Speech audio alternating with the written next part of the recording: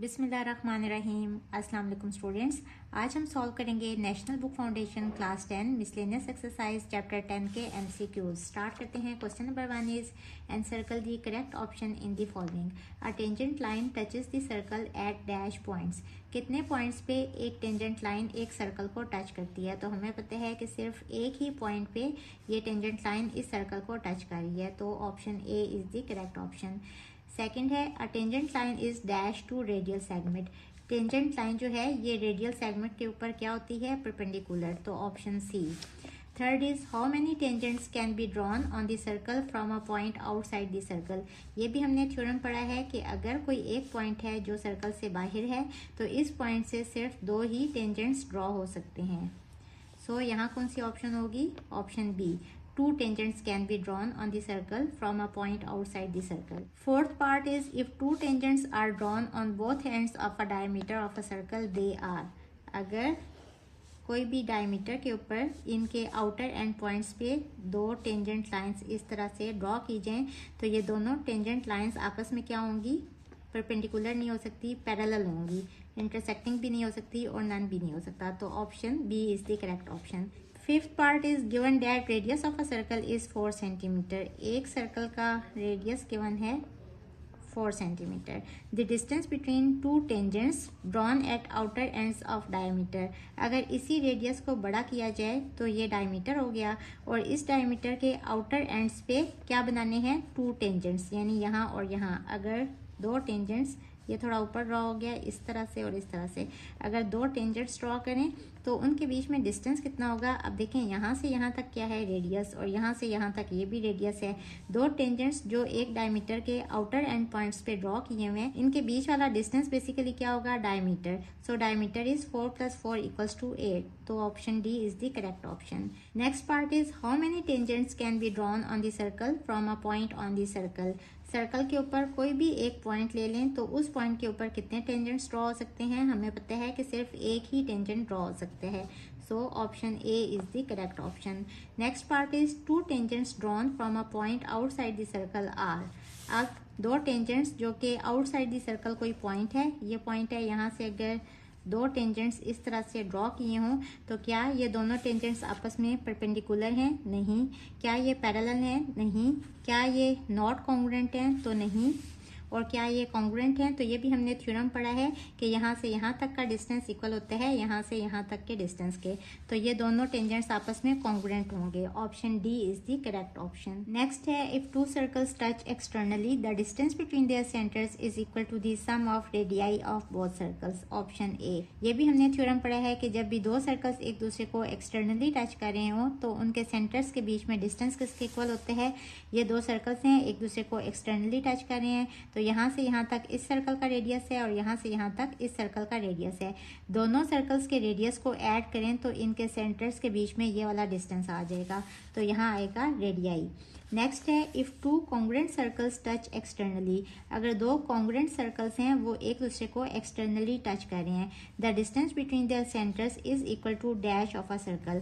अब यहाँ क्या लिखा हुआ है कि कॉन्ग्रुएंट सर्कल्स होने चाहिए, यानी कि ये जो दोनों सर्कल्स हैं ना ये कॉन्ग्रुएंट है, मीन्स कि इनका रेडियस इक्वल है। सपोज अगर ये रेडियस 2 है तो यहाँ से यहाँ तक ये डिस्टेंस भी 2 के इक्वल होगा। अब देखें इनके सेंटर्स के बीच में जो डिस्टेंस है ना वो किसके इक्वल होते हैं? इनके रेडियस के सम के, यानी कि 2 + 2 = 4।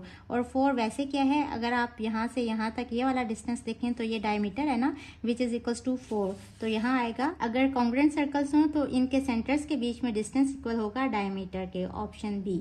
नेक्स्ट है if two circles of radii 1.4 centimetre and 2.5 centimetre touch internally the distance between their centres is equal to dash. हमें पता है कि जब भी दो सर्कल्स एक दूसरे को इंटरनली टच कर रहे हो तो उनके सेंटर के बीच में डिस्टेंस किसके इक्वल होते हैं? इन दोनों को माइनस करने से जो आंसर आएगा उसके इक्वल होगा। यानी कि अगर ये सर्कल है इसका रेडियस है 2.5 और एक छोटा सर्कल है और इसका रेडियस है यहाँ से यहाँ तक विच इज़ 1.4, तो यहाँ से लेके यहाँ तक इनके सेंटर्स के बीच में डिस्टेंस ये किसके इक्वल होगा? अगर हम इस डिस्टेंस में से ये वाला पोर्शन माइनस कर दें, यानी 2.5 - 1.4, so this is equals to 1.1 centimetre, option C. Next है angle subtended by an arc at centre of a circle is called dash angle. अब देखें जो भी एंगल बनता है ना सेंटर पे उसको क्या कहते हैं, सेंट्रल एंगल, तो ऑप्शन डी। नेक्स्ट है an angle inscribed in a half circle is, ये भी हम थ्योरम पढ़ चुके हैं। हाफ सर्कल को बेसिकली क्या कहते हैं, सेमी सर्कल। तो सेमी सर्कल के अंदर जो भी इस तरह से एंगल बनता है ना वो इक्वल होता है 90 डिग्री के, तो option C. 13th part is if central angle of minor arc of a circle is 100 degree. Minor arc है जो कि सेंट्रल एंगल यानी कि सेंटर के ऊपर एंगल बना रही है 100 डिग्री का। ये सर्कल है और ये इसका सेंटर है ओ, और ये माइनर आर्क है ए बी जो कि सेंटर के ऊपर इस तरह से एंगल बना रही है ये वाला 100 डिग्री का। Angle inscribed in corresponding major arc is, अब ये जो मेजर आर्क है ये जो एंगल सबटेंड कर रही है ना इस जगह पे, ये किसके इक्वल होगा, ये भी हम थ्योरम पढ़ चुके हैं कि ये वाला जो एंगल है ना ये इस एंगल का हाफ होता है, तो 100/2 इक्वल्स टू 50 डिग्री, ये वाला एंगल होगा 50 डिग्री के इक्वल, तो option D is the correct option. Next part is central angle of minor arc of a circle is less than 360 degree. अच्छा देखें सेंट्रल एंगल हमने लेना है माइनर आर्क का, ये माइनर आर्क है और ये जो सेंटर के ऊपर एंगल बना रही है ना ये कितना होगा। अब लेस देन 360 डिग्री तो सारे ही एंगल होते हैं, लेस देन 180 डिग्री। अब देखें अगर ये माइनर आर्क यहाँ तक जाएगी ना तो भी ये माइनर आर्क होगी, लेकिन अगर ये यूं हो जाएगी ना तो अब ये सेमी सर्कल बन गया, यानी कि ये बिल्कुल स्ट्रेट लाइन डायमीटर बन गया। तो डायमीटर का एंगल कितना होता है 180 डिग्री का, तो माइनर आर्क जो है ना वो डायमीटर से छोटी होती है।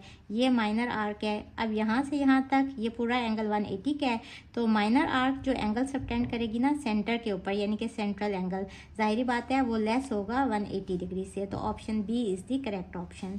नेक्स्ट है central angle of major arc of a circle is, major arc अब लेनी है यानी जो सेमी सर्कल से बड़ी होती है। ये वाली सपोज मेजर आर्क है, ये सेंटर के ऊपर कौन सा एंगल बना रही है, अब ये वाला एंगल नहीं बना रही, ये तो माइनर आर्क बना रही है ना, ये वाली हमने इस वाली आर्क को देखना है तो ये वाला एंगल बना रही है।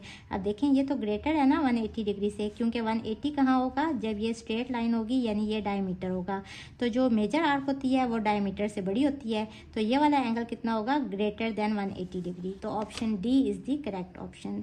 नेक्स्ट है all angles in the same segment of a circle are, ये भी हम थ्योरम पढ़ चुके हैं कि अगर एक सर्कल के अंदर कोई भी एक सेगमेंट लें तो उसके अंदर ये जो एक कॉर्ड एंगल सबटेंड करती है ना ये सब एंगल्स इक्वल होते हैं, तो ऑप्शन ए करेक्ट ऑप्शन होगा। नेक्स्ट है if A B C D is a cyclic quadrilateral and angle A equals to 60 degree then angle C equals to, हमें पता है कि जब भी एक साइक्लिक क्वाड्रिलेटरल हो ना तो ऑपोजिट एंगल सप्लीमेंट्री होते हैं, यानी कि इस एंगल का और इस एंगल का सम इक्वल होगा 180 डिग्री के।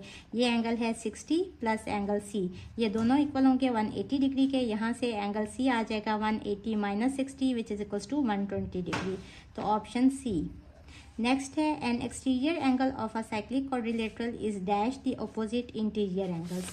अच्छा ये समझाने के लिए इस तरह से एक सर्कल ड्रॉ कर लें और इस तरह से एक साइक्लिक क्वाड्रिलेटरल ड्रॉ कर लें, ए बी सी डी।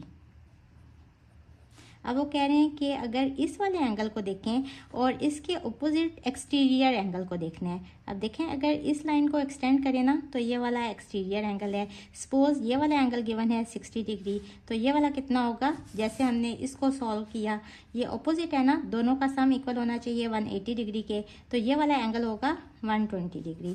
अब देखें अगर इस लाइन को देखें तो ये एक स्ट्रेट लाइन है जिसमें ये पूरा एंगल कितने हैं 180, 180 में से अगर इस 120 को माइनस करें तो ये वाला एंगल कितना होगा 60 डिग्री। इट मीन्स कि ये वाला एंगल और इसका अपोजिट एक्सटीरियर एंगल यानी कि बाहर वाला एंगल ये दोनों इक्वल होंगे, एक एक्सटीरियर एंगल और इसका अपोजिट इंटीरियर एंगल ये आपस में क्या होंगे, इक्वल, तो option C is the correct option. Next है inscribed angle of a quadrant of a circle is. अब देखें इंस्क्राइब्ड एंगल बेसिकली क्या होता है, क्वाड्रेंट क्या होता है, पहले तो ये देख लें कि जो फोर्थ पार्ट होता है ना सर्कल का उसको क्वाड्रेंट कहते हैं, यानी यहाँ ये एंगल है 90 डिग्री का, लेकिन ये तो सेंट्रल एंगल की बात है और वो कह रहे हैं इंस्क्राइब्ड एंगल, तो इंस्क्राइब्ड एंगल कौन सा होगा, जो भी यहाँ एंगल बनेगा इस तरह से। अब ये एंगल कितना होगा, ये भी हमने थ्योरम पढ़ा है ना कि देखें ये आर्क है, यहाँ जो एंगल बन रहा है ये वाला एंगल इस एंगल का हाफ होता है, तो इसका हाफ ये वाला कितना होगा 45 degree. So option A correct option होगी। नेक्स्ट है in the figure angle theta is equal to, ये वाला एंगल है थीटा, ये किसके इक्वल होगा? अब हम पढ़ चुके हैं कि ये देखें ये एक आर्क है और अगर इसको इससे ज्वाइन करें तो ये एक कॉर्ड बन रही है और ये कॉर्ड इस सेगमेंट में जितने भी एंगल्स बनाएगी वो सब इक्वल होंगे। ये एंगल 47 है तो ये वाला एंगल भी इक्वल होगा 47 डिग्री के। तो option D is the correct option. उम्मीद है आपको आज के लेक्चर की अच्छी समझ आ गई होगी। अगर आप मेरे चैनल पर नए हैं तो मेरी वीडियोस को लाइक, सब्सक्राइब और शेयर करना मत भूलिएगा। इसके साथ ही मुझे दें इजाज़त। अल्लाह हाफिज़।